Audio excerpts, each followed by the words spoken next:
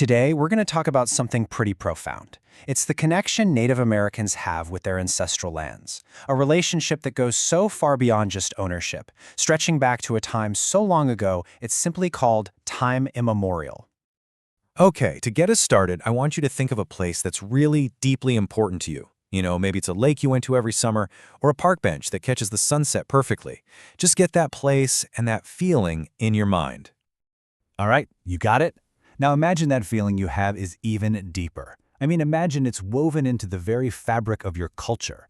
It's in the words you speak, the stories you tell your kids, your most important traditions. It's not just a place you like, it's a core part of who you are. And one last thing.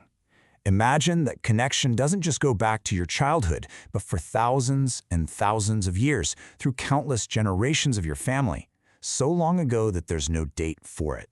That right there, that begins to capture the worldview we're going to explore. So let's really unpack this. We're going to start by looking at the fundamental difference between how most of us think about a place and how indigenous people do. It's a difference in scale, in time, and really in what it all means.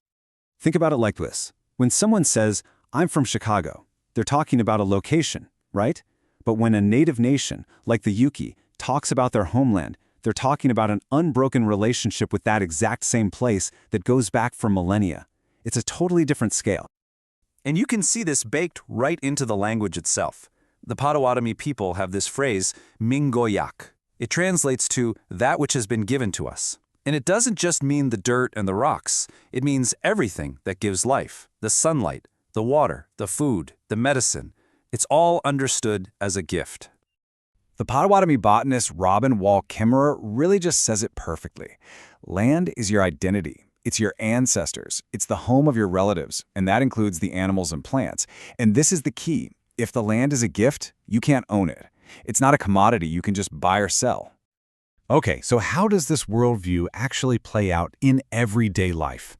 Well, let's look at how culture, ceremony, and language all work together to strengthen this incredible bond with the land.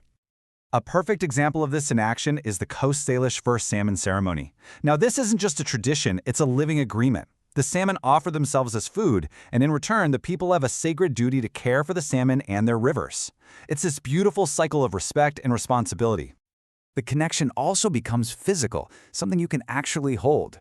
For some California tribes, the act of weaving a basket from native plants is also weaving the stories of their homeland into a real object. The land itself is the art, the history book. And sometimes, the language literally sounds like the land. In Lushootseed, the word for river is stolab. Just say it out loud, stolab. You can almost hear the water tumbling over rocks, can't you? The land and the language are inseparable. And it gets even more amazing. For the Ojibwe, the name for the month of March isn't just a label, it describes what's happening in nature. It's the hard crust on the snow moon. Or for the Haudenosaunee, the simple act of counting from 1 to 3 is also a retelling of their entire creation story. Imagine that. Your origin story is part of your numbers. But this ancient, interconnected worldview was about to collide with a completely different one. And this brings us to a time of enormous conflict, a great disruption, all born from a total clash over what land even is. This idea of an untamed wilderness that Europeans discovered, it's just not true. Look at this number, 23,000.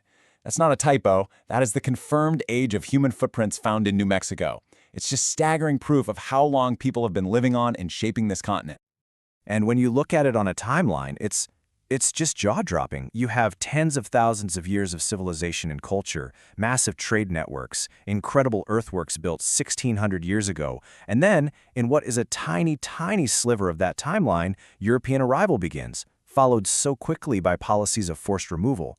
The disruption was just swift and catastrophic.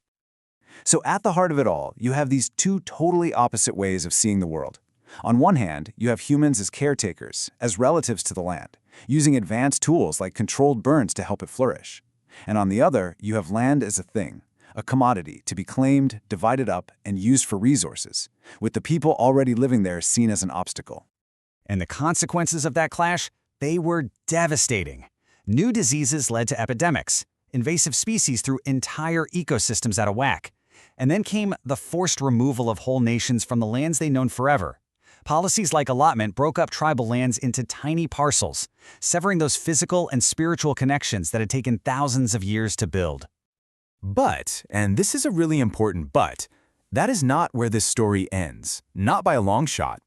Today, Native communities are at the forefront of powerful movements to reclaim their role as stewards of their ancestral lands, and in doing so, they're healing both the land and their connection to it. And we're not just talking about ideas here, this is really happening. Just back in 2022, 1,000 acres of ancestral forest were returned to the Onondaga Nation. For a people who see the waters on that land as their relatives, this was like welcoming a family member back home. And when this happens, the results are, well, they're incredible. We see ecosystems bounce back, bison and eagle populations are restored, invasive plants are removed, and we're seeing the creation of tribal national parks, which don't just protect the land, but also the stories and the culture that are so deeply connected to it. So you see, this is about so much more than just ecology. When Native communities get their land back, it's a powerful act of restoring their culture, of recognizing their history, and of ensuring their sovereignty as nations. It's about building a strong, thriving future for the next generation. Which brings us to our final section. And really, it's not an ending at all, but a look forward, a vision for the future that's deeply rooted in an ancient past.